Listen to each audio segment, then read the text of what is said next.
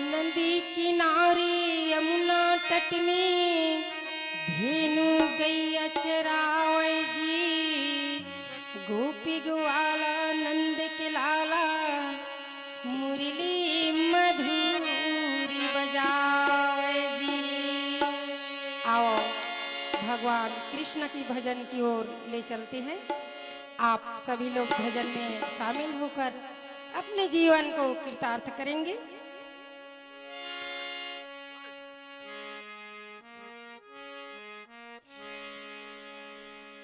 आजा आजा मेरी, आजा आजा मेरी राधे की श्याम, तुझे पलकों में बंद करी लूं। आजा आजा मेरी राधे की श्याम, तुझे पलकों में बंद करी लूं।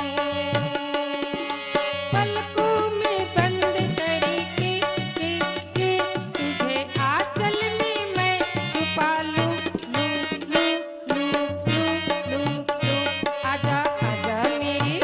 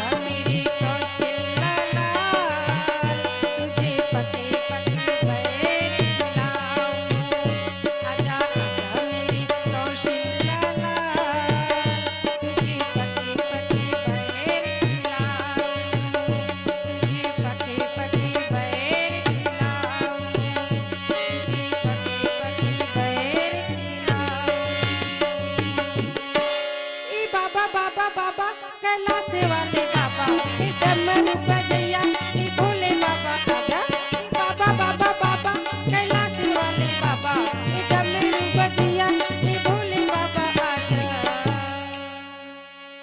तोरी जटमा काहे शंकर भगवान की जटमा बतावा तो तोरी जटमा गंगा बिराजी